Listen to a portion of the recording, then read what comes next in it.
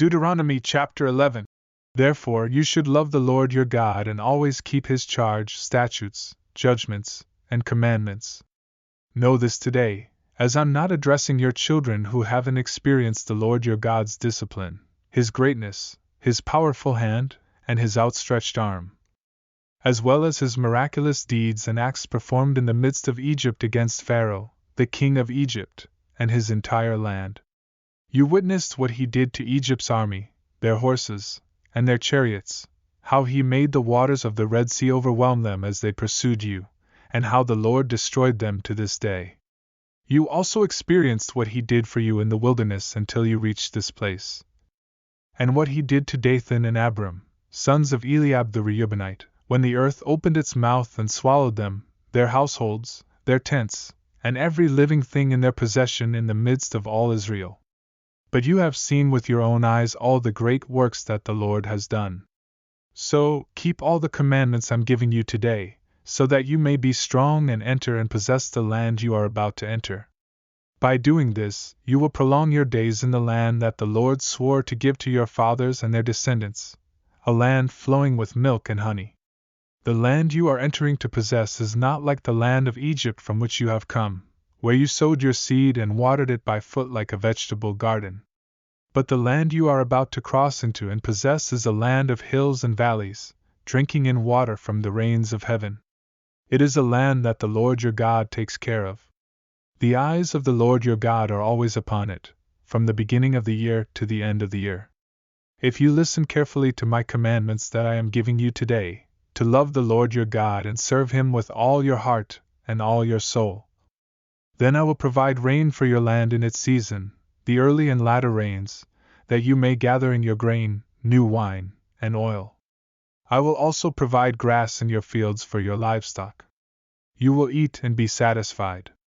Be careful not to let your heart be deceived, and do not turn aside to serve other gods or worship them. If you do, the Lord's anger will burn against you. He will close the heavens so that there will be no rain and the land will not yield its produce. You will quickly perish from the good land he is giving you. Therefore, place these words of mine in your heart and soul. Bind them on your hands as a sign, and let them be a symbol on your foreheads. Teach them to your children, speaking about them when you sit in your house and when you walk along the road, when you lie down, and when you get up. Write them on the doorposts of your house and on your gates, so that as long as the heavens are above the earth, your days and those of your children may be multiplied in the land the Lord swore to give your fathers. For if you carefully observe all these commandments I am giving you to follow, to love the Lord your God, walk in all his ways, and remain faithful to him, the Lord will drive out all these nations before you, and you will dispossess nations greater and stronger than you. Every place where the sole of your foot treads will be yours. Your territory will extend from the wilderness to Lebanon and from the Euphrates River to the Mediterranean Sea. No one will be able to stand against you.